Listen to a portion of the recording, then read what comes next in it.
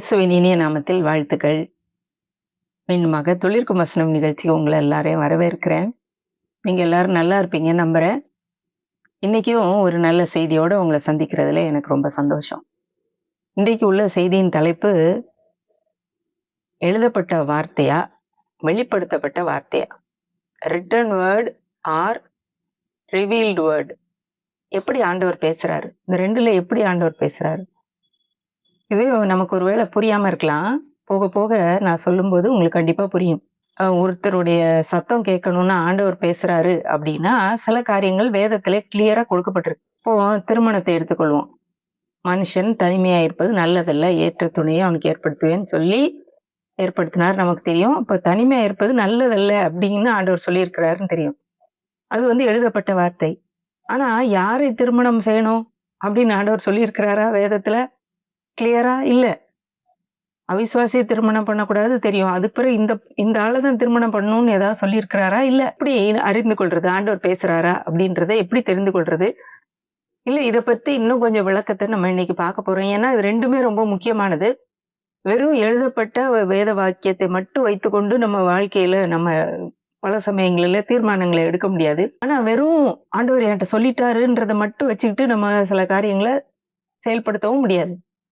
இப்போ இது 2யும் நம்ம எப்படி அறிந்து கொள்றது? எப்படி இதன்படி நடக்கிறது? அப்படிங்கிறத இன்னைக்கு நம்ம படிச்சுக்க போறோம். ரொம்ப முக்கியமான ஒரு செய்தி.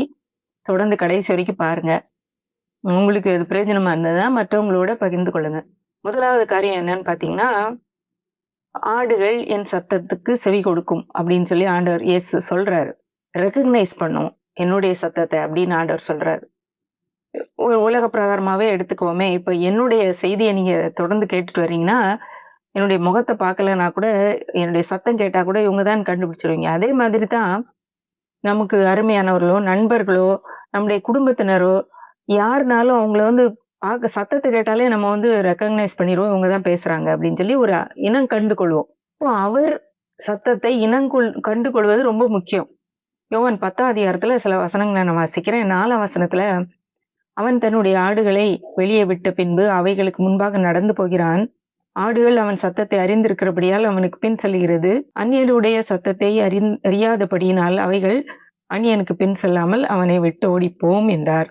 இதுல நானே நல்ல மேய்ப்பன் சொல்லிட்டு சில காரியங்கள் சொல்றாரு. அதுல ஆடுகளை வெளியே விட்ட பிறகு அவனுக்கு அந்த ஆடுகளுக்கு முன் செல்கிறான். ஆடுகள் அவனுடைய சத்தத்தை அறிந்திருக்கிறபடியால அவனுக்கு பின் செல்கிறது.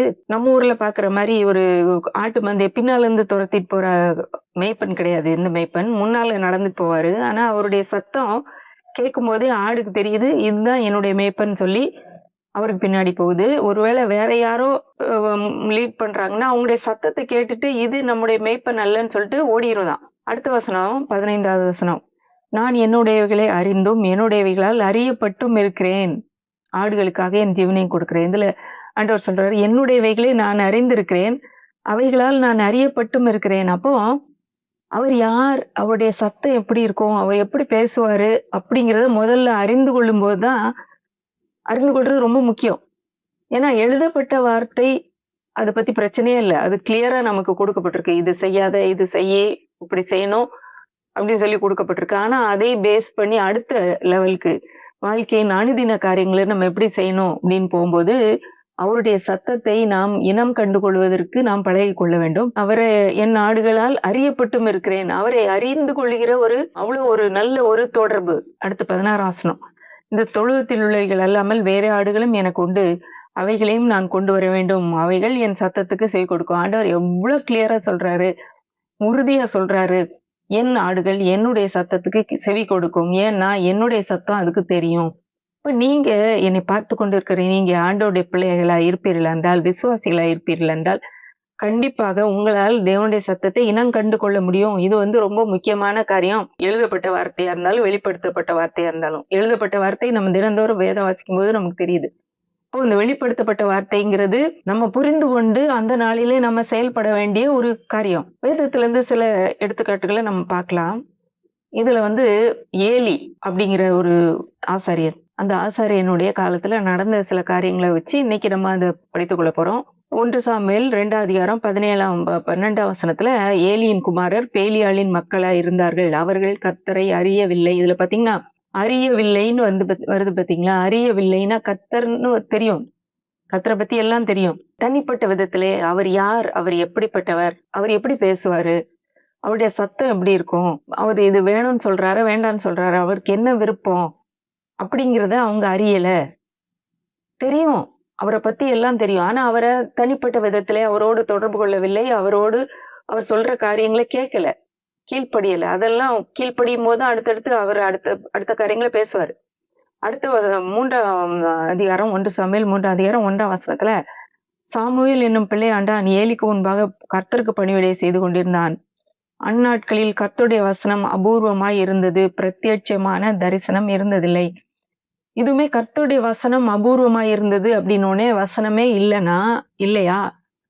அப்படின்னா இருந்தது. ஏன்னா, இவங்க இருந்த இடம் என்ன?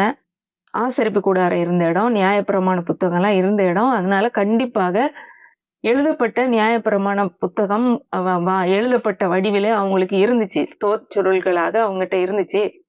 இப்ப ஏன் வசனம் அபூர்வமா இருந்ததுன்னு போட்டிருக்கிறாங்க? எழுதப்பட்டது அவங்களுக்கு வெளிப்படுத்தப்பட்ட ஒரு வசனமாக இல்லை. அவரை அறிந்து கொண்ட, அவரை புரிந்து கொள்ளக்கூடிய ஒரு வசனமாக இல்லை. ஏன்னா அவங்க அவருடைய சத்தத்தை அறிந்து கொள்ளல. அது எழுதினவர் யார் என்றும், அவர் எப்படி பேசுறாரு, அந்த வசனம் எனக்கு எப்படி இந்த நாளில உதவுதுன்றத பத்தி அவங்களுக்கு கவலை இல்ல. பிரத்யட்சமான தரிசனமும் இல்லை. ஆண்டவர் நேரடியாக அவர்ட்ட பேசுறதோ, அப்படிப்பட்ட காரியம் இல்லாம போயிருச்சு. இதுக்கு முன்னாடி இருந்ததா? இருந்தது. மோசேக்கு இருந்தது, ஆபிரகாமுக்கு இருந்தது. இவங்கெல்லாம் இவங்களுடைய முன்னோர்கள் தான். ஆனா திடீர்னு ஒரு காலத்துல ஒண்ணுமே இல்லாம போயிடுச்சு. ஏன்னா, இவர்கள் அவருடைய சத்தத்துக்கு செவி கொடுக்கல. அதை இனம் கண்டு கொள்ளல. கண்டிப்பா அவர் பேசிதான் இருந்திருப்பாரு. அப்புறம் பாருங்க, ஒரு நாளிலே ஏலி படுத்துட்டு இருக்கான். சாமுவேல் சின்ன பையன் அங்க ஏலியோட தங்கி இருக்கிறான். நமக்கு அந்த கதை தெரியும். சாமுவேல் ராத்திரி ஆன உடனே எல்லா அந்த லைட் எல்லாம் ஆஃப் பண்றதுக்கு முன்னாடி போய் ஏலியும் படுத்திருக்காரு. இவரும் போய் படுத்துடுறான். அப்போ ராத்திரியில கர்த்தர் சாமுவேலை கூப்பிட்டார். 3ஆம் அதிகாரம் 4ஆம் வசனம். அப்பொழுது கர்த்தர் சாமுவேலை கூப்பிட்டார். அதற்கு அவன் இதோ இருக்கிறேன் என்று சொல்லி ஏலியினிடத்தில் ஓடி, இதோ இருக்கிறேன், என்னை கூப்பிட்டீரே என்றான். இப்போ ஆண்டவர் கூப்பிடுறாரு. கூப்பிடும்போது இவனுக்கு தெரியல.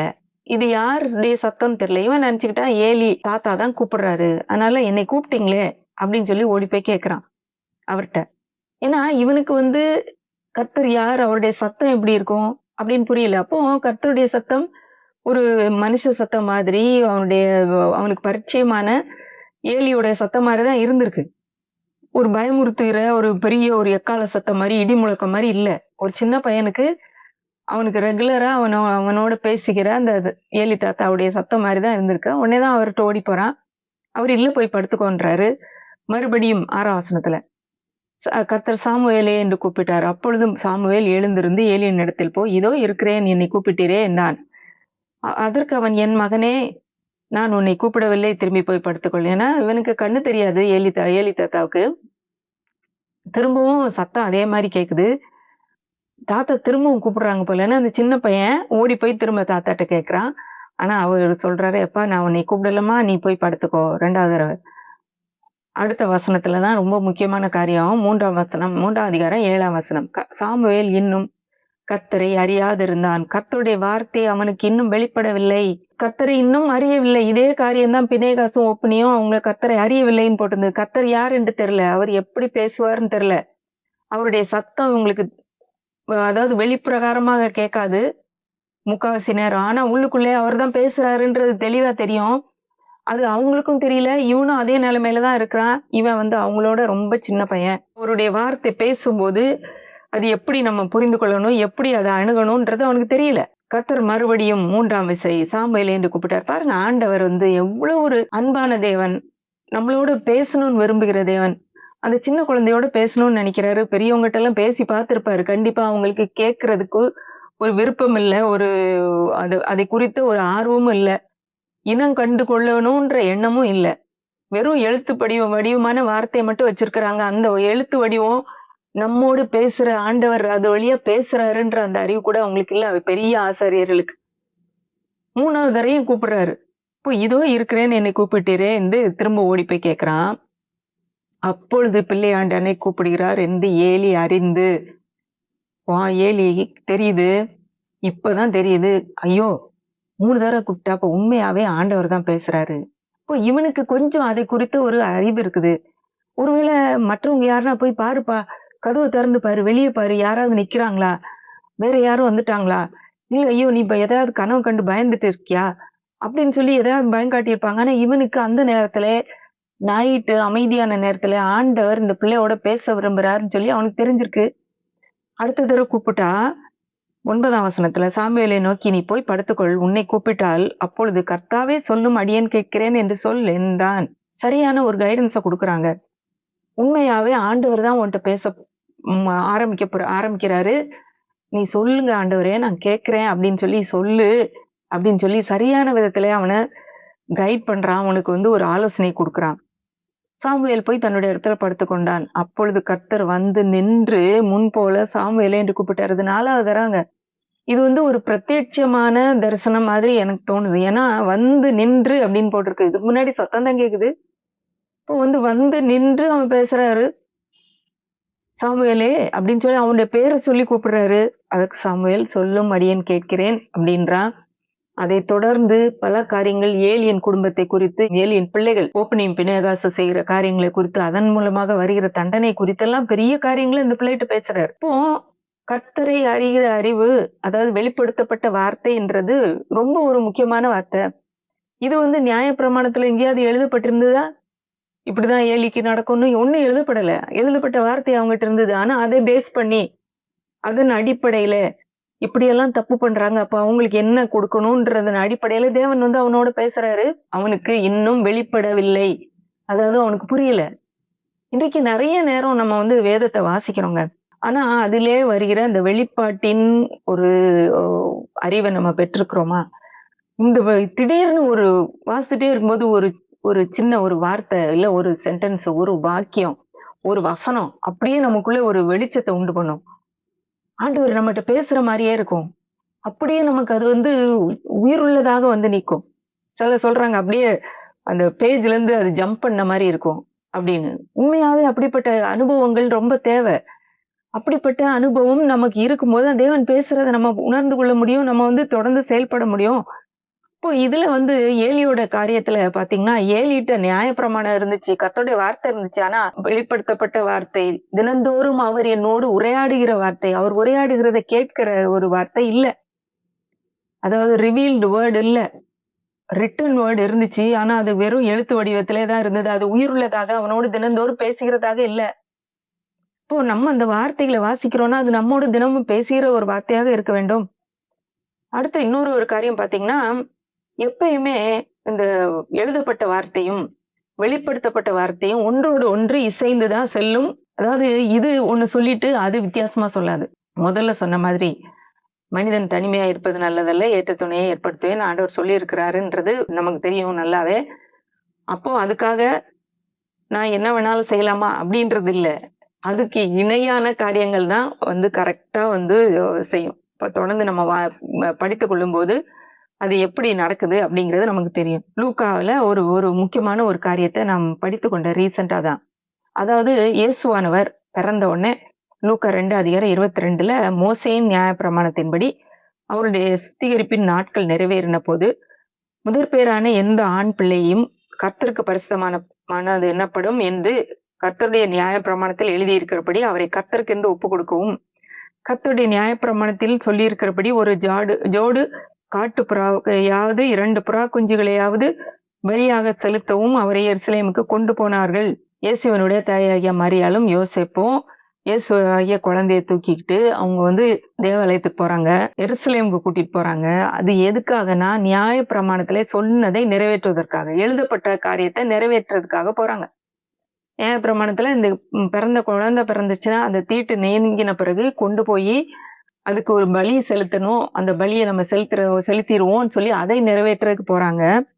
25ஆம் வசனத்துல, அப்பொழுது சிமியோன் என்னும் பெயர் கொண்ட ஒரு மனுஷன் எருசலேமில் இருந்தான். அவன் நீதியும், தேவபக்தியும் உள்ளவனாயும், இஸ்ரவேலின் ஆறுதல் வர காத்திருக்கிறவனாயும் இருந்தான். அவன் மேல் பரிசுத்த ஆவியானவர் இருந்தார். இப்போ சிமியோன்னு ஒருத்தன் இருக்கிறான். அவனுக்கும் இவங்களுக்கும் சம்மந்தம் இல்ல. இவன் எருசலேம்ல இருக்கிறான். அவன் வந்து தேவனுடைய தேவபக்தி நீதி உள்ளவன், இஸ்ரவேலின் ஆறுதல் வர காத்திருக்கிறவன், பரிசுத்த ஆவியானவர் அவன் மேல் இருந்தார் அப்படின்னு இருக்கு. 26ஆம் வசனம், கர்த்தருடைய கிறிஸ்துவை நீ காணும் முன்னே மரணம் அடைய மாட்டாய் என்று பரிசுத்த ஆவியினாலே அவனுக்கு அறிவிக்கப்பட்டும் இருந்தது. இவனுக்குள்ள ஒரு வெளிப்படுத்தப்பட்ட வார்த்தை இருந்தது. என்னன்னா, கிறிஸ்துவ நீ பார்த்த பிறகுதான் நீ சாவ. அது வரைக்கும் சாக மாட்ட. அவன் ரொம்ப வயதானவன் அப்படின்னு சொல்லி சொல்றாங்க. அப்போ அவ்ளோ ஒரு திட்டமான, ஒரு தெளிவான ஒரு வார்த்தை அவனுக்குள்ள இருந்துச்சு. இந்த வார்த்தை எங்கேயாவது எழுதியிருந்ததா? எழுதலங்க. ஆனா அது வெளிப்படுத்தப்பட்ட வார்த்தை. பரிசுத்த ஆவியானவர் கிளியரா அவனுக்கு சொல்லியிருக்கிறாரு, இப்படி நடக்கும்னு சொல்லி. இப்போ இது வந்து எழுதியிருந்தா தான் அப்படின்னு கிடையாது. அப்போ அவனுக்குள்ள தெரியுது. ஆண்டவர் பேசின வார்த்தைய அவன் தினந்தோறும் கேட்டுக்கிட்டு இருக்கான். இது ஷூர். இப்போ நம்ம சாகுறதுக்கு முன்னாடி கிறிஸ்துவ பார்க்காம நம்ம சாக மாட்டோம்ன்றது அவனுக்கு தெளிவா தெரியுது. 27ஆம் வசனம். அவன் ஆவியின் ஏவுதலால் தேவாலயத்தில் வந்திருந்தான். இயேசு என்னும் பிள்ளைக்காக நியாயப்பிரமாண முறைமையின்படி செய்வதற்கு தாய் தகப்பன்மார் அவரை உள்ளே கொண்டு வருகையில் பாருங்க எப்படி வந்து அந்த ரிட்டன் வேர்டும் ரிவீல்டு வேர்டும் ஒன்னோடு ஒண்ணு சேருதுன்னு பாருங்க.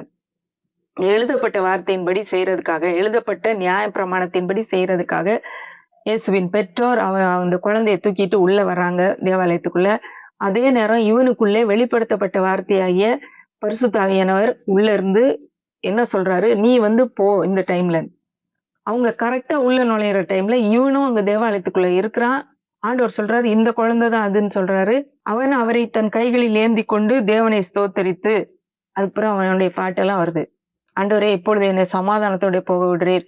இந்த குழந்தை எப்படிலாம் இருக்கும் அப்படின்னு சொல்லி சில வார்த்தைகள் குழந்தைய பத்தி பேசுறான். மரியாள்கிட்ட சில காரியங்களை சொல்றான். இதெல்லாம் வந்து தீர்க்க தரிசனமான காரியங்கள் எல்லாம் பேசுறான். எப்ப இது நடந்ததுன்னா, ஒரு எழுதப்பட்ட வார்த்தையின்படி செய்ய வந்த ஒரு நபர்களும், அதாவது வெளிப்படுத்தப்பட்ட வார்த்தையின்படி கீழ்ப்படிந்து பரிசுத்த ஆவியானவருடைய ஏவுதலுக்கு கீழ்ப்படிந்து அதே இடத்துல வந்திருந்த நபரும் ஒன்றோடு ஒன்று சேரும்போது 2மே பார்த்தீங்கன்னா ஒண்ணுக்கு ஒண்ணு மாறா போகாது. ஒன்றுக்கொன்று இணை இல்லாமல் போகாது.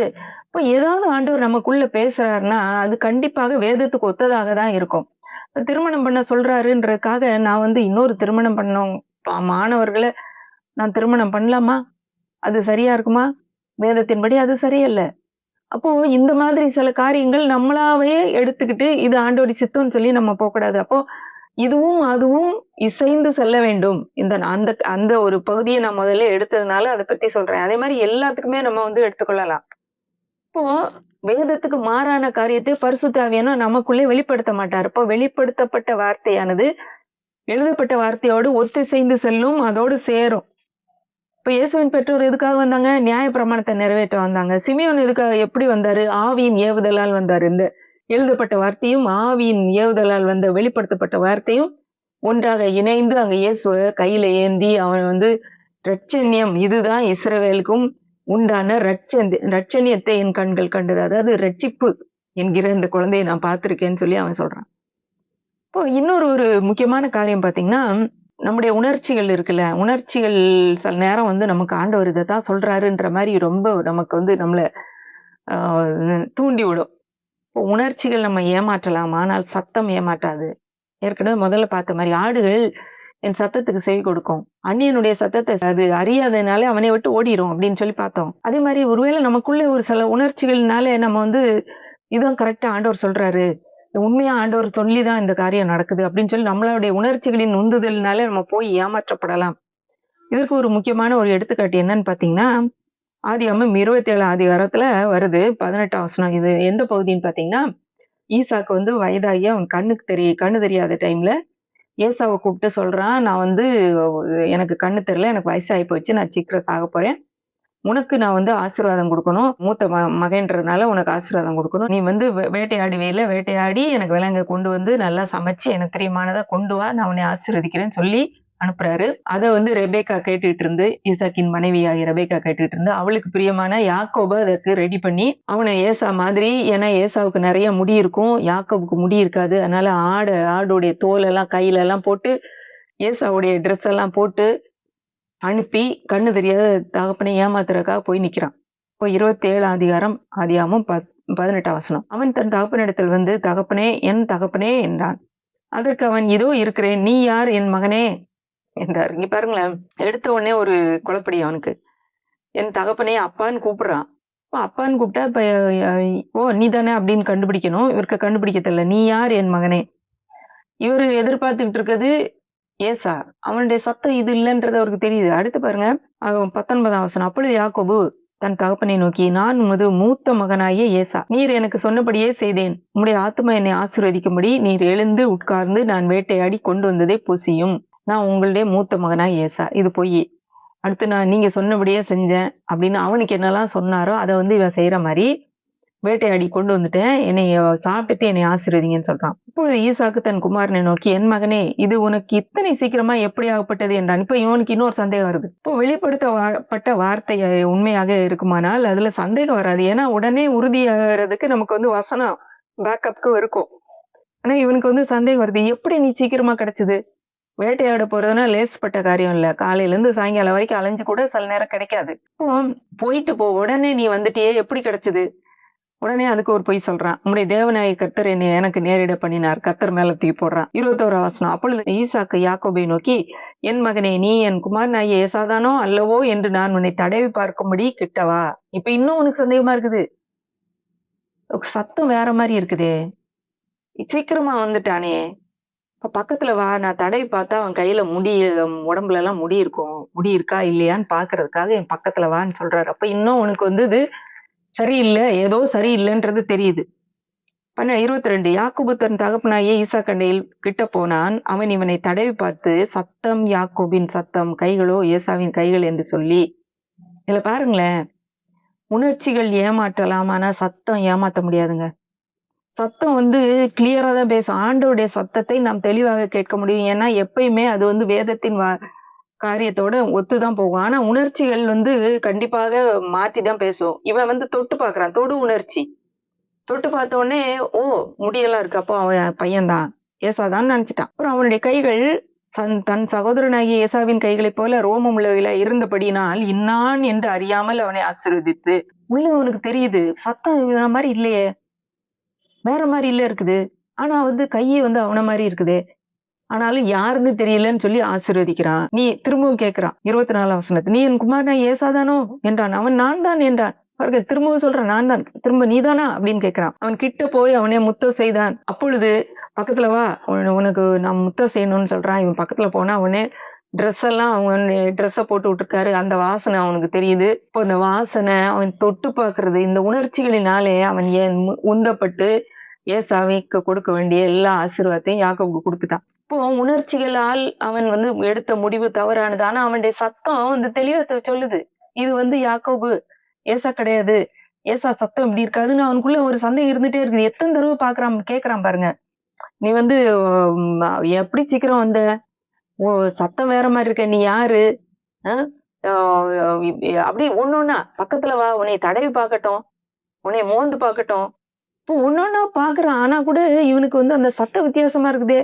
அப்போ நம்ம இது பண்றது தப்பா இருக்கும் அப்படின்னு சொல்லி டிசிஷன் எடுக்க முடியல. அப்போ அந்த உணர்ச்சிகள் வரும்போது நம்ம உணர்ச்சிகளை நம்பினோம்னா நம்ம ஏமாந்து போறது நிச்சயம். ஆண்டவரின் சத்தம் ஒரு நாளும் நம்ம ஏமாற்றாது. இப்போ சத்தம் எப்படி இருக்கும்? வசனத்துக்கு ஒத்து இருக்கும். அந்த அந்த வசனத்தை நாம் அறிந்திருக்கும் போது இது வசனத்துக்கு மாறா இருக்குதே, அப்போ கண்டிப்பா இது ஆண்டவர் இதுல பேசியிருக்க மாட்டாருன்னு சொல்லி நம்ம தெளிவாக அறிந்து கொள்ள முடியும். அடுத்தது இன்னொரு ஒரு முக்கியமான காரியம் பார்த்தீங்கன்னா, சாத்தானால தேவனுடைய சத்தத்தை போல பேச முடியாது. இது ஒரு முக்கியமான ஒரு காரியமாக நான் கற்றுக்கொண்டது. கொஞ்ச நாளைக்கு முன்னாடி தான் நான் அதை கற்றுக்கொண்டேன். வெளிப்படுத்த விசேஷத்துல ஒரு காரியம் போட்டிருக்கு. வெளிப்படுத்தின விசேஷம் 13ஆம் அதிகாரம் 11ஆம் வசனம். பின்பு வேறொரு மிருகம் பூமியிலிருந்து எழும்ப கண்டேன். அது ஒரு ஆட்டுக்குட்டிக்கு ஒப்பாக 2 கொம்புகளை உடையதாய் இருந்தது. வலு சர்ப்பத்தை போல் பேசினது. இது ஆட்டுக்குட்டிய மாதிரி தான் இருந்தது.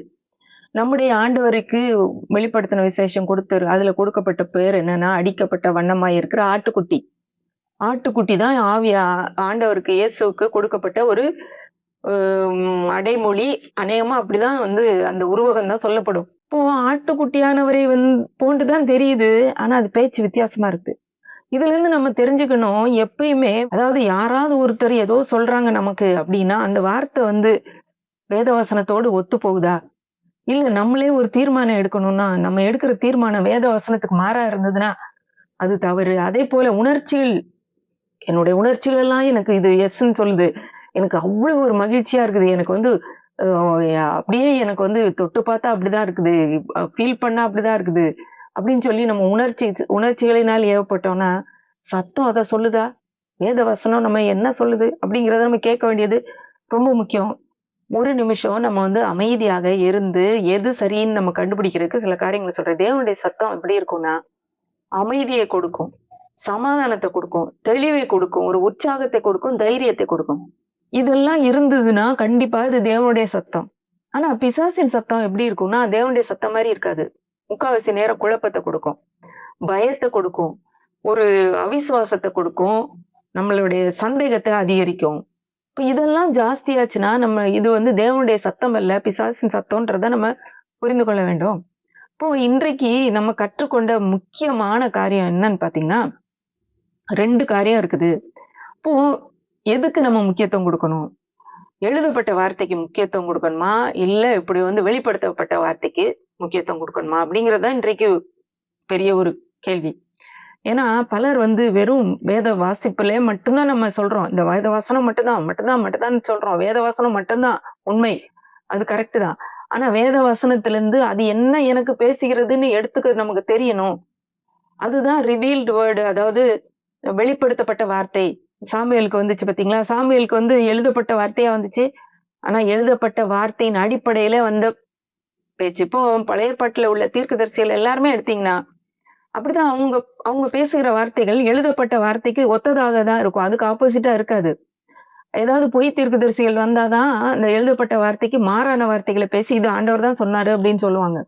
அப்போ நமக்குள்ளே வருகிற ஒரு வெளிப்பாடுகள் வேதத்தின் அடிப்படையில வரணும். இல்ல யாரோ ஒருத்தங்க ஏதோ ஒண்ணு சொல்றாங்க அப்படின்னா, வேதத்துக்கு மாறான நமக்கு சந்தேகத்தையும், ஒரு குழப்பத்தையும், ஒரு த அவிசுவாசத்தையும், இது எப்படி இருக்காதே அப்படிங்கிற ஒரு காரியத்தையும் நமக்கு கொண்டு வந்து குடுத்துச்சுன்னா, அது வந்து அந்த இதுலருந்து நம்ம பின்னாடி வந்துறது நல்லது. ஆண்டவருடைய சத்தம் இருக்கும்போது அங்க அமைதி இருக்கும், சமாதானம் இருக்கும், தெளிவு இருக்கும், ஒரு தைரியம் இருக்கும். நமக்கு உற்சாகத்தை கொடுக்கும். நம்மை கட்டி எழுப்பும். நமக்கு கவலையும், பயத்தையும் உண்டாக்காது. இப்போ இன்னைக்கு நம்ம படிச்ச காரியத்துல முதல்ல ஆண்டவர் சொல்றாரு, "ஆடுகள் என் சத்தத்தை கேட்கும்." அப்படின்னா, எழுதப்பட்ட வார்த்தை இருக்குது. இந்த எழுதப்பட்ட வார்த்தைக்கு மேல அவருடைய வெளிப்படுத்தப்பட்ட வார்த்தையும் இருக்குது. அப்போ நம்ம ஒவ்வொரு நாளும் வேதத்த வாசிக்கும்போது, "ஆண்டவரே இந்த இதுலருந்து நீங்க என்னத்த சொல்லி தர்றீங்க? என்ன காரியத்தை எனக்கு வெளிப்படுத்துறீங்க? அத நான் புரிந்து கொள்றதுக்கு உதவி செய்யுங்க." அப்படின்னு சொல்லி அந்த வார்த்தைகள நம்ம வந்து ஒரு ஆசையாய், வாஞ்சையாய் நம்முடைய நாளுக்கென்று நம்ம எடுத்துக்கொள்றது ரொம்ப அவசியம். ஒருவேளை இன்னைக்கு வாசித்த பகுதியிலருந்து ஒண்ணும் வரலன்னா கூட, அந்த சூழ்நிலைக்குள்ள போகும்போது ஆண்டவர் வந்து கரெக்ட்டா பேசுவாரு. "நீ வந்து இத செய்ய வேண்டாம். இத அப்படியே உட்டுரு. அவங்கட்ட நீ ஆர்க்யூ பண்ண வேண்டாம்ன்னு" சொல்லுவாரு உள்ள இருந்து அழகா. ஏன்னா, அந்த ரிவீல் உள்ள இருக்கிற எழுதப்பட்ட வார்த்தை நமக்கு இப்ப வெளிப்பாட்டின் வார்த்தையாக வெளிய வருது. இப்போ இந்த 2மே நமக்கு தேவை. இதுதான் முக்கியம். எழுதப்பட்டது மட்டும் தான் முக்கியம். இது தேவையில்லன்னு கிடையாது. ஏலியிடத்துல எழுதப்பட்ட வார்த்தை இருந்தது. ஆனா வெளிப்படுத்தப்பட்ட வார்த்தை, தேவன் பேசுகிறதை கேட்கக்கூடிய அந்த ஒரு வெளிப்பாடு இல்ல. தேவனை அறியாதவர்களாக அவர்கள் இருந்தார்கள். ஆனா சாமுவேலுக்கு அந்த வெளிப்பாடு கிடைச்சது. ஆனா அதே மாதிரி தான் நம்ம இயேசுவின் தாயாகிய மரியாளும், யோசேப்பும் 2 பேரும் குழந்தைய கொண்டுட்டு போம்போது, அவங்க எதுக்காக போறாங்க? எழுதப்பட்ட வார்த்தையை நிறைவேற்றுறதுக்காக போறாங்க. ஆனா ஆவியானவரின் வெளிப்பாட்டின் மூலமாக, அது அவருடைய ஏவுதலின் மூலமாக சிமியோன் அங்க வரும்போது 2ம் ஜாயின் ஆகுது. இப்போ 2ம் ஒன்றோடு ஒன்று இசைந்து செல்லும். அதே மாதிரி தேவனுடைய சத்தத்தை பிசாசினால இமிட்டேட் பண்ண முடியாது. அவனாலே அதே மாதிரி பேச முடியாது. அப்போ நம்ம தேவனுடைய சத்தத்தை சரியாக இனம் கண்டு கொள்ள வேண்டும் என்றால், இந்த ரிட்டன் வேர்ட் எழுதப்பட்ட வார்த்தை நமக்கு தெளிவாக தெரிந்திருக்க வேண்டும். அதே நேரத்துல அத பேஸ் பண்ணின வார்த்தையான்றத நம்ம புரிந்து கொண்டோமானால், நம்ம ஒரு நாள் ஏமாற்றம் அடைய அவசியம் இல்ல. ஈசாக்க மாதிரி சத்தமோ யாக்கோபின் சத்தம், கைகளோ ஏசாவின் கைகள்ன்னு சொல்லி அவன் ஏதோ புரியாம குழப்பத்துல அங்க ஒரு ஆசீர்வாதத்த குடுத்த மாரி ஒரு குழப்படியில நம்ம வந்து காரியங்கள செய்ய மாட்டோம். எல்லாத்தையும் தெளிவாக, அழகாக, நிதானமாக, உறுதியாக நம்ம செய்வோம். இப்படிப்பட்ட ஒரு நல்ல ஒரு காரியத்த ஆண்டவர் நமக்கு குடுத்திருக்கிறாருங்க. அவருடைய வார்த்தை முக்கியம். அந்த வார்த்தையிலிருந்து வரும் வெளிச்சமும் நமக்கு முக்கியம். இந்த 2யுமே நம்ம வந்து நம்முடைய வாழ்க்கையில நமக்கு பாதைக்கு வெளிச்சமாக நம்ம எடுத்துக்கொள்வோமானால், நம்ம வந்து எல்லா சூழ்நிலையிலும் சரியானவைகளை தேர்ந்தெடுப்போம். வெற்றியுள்ள வாழ்க்கை வாழ்வோம். அப்படியே கர்த்தர் உங்களை ஒவ்வொரு நாளும் ஆசீர்வதிப்பாராக என்று உங்களை ஆசீர்வதிக்கிறேன். கர்த்தர் உங்களை ஆசீர்வதிப்பாராக. ஆமென்.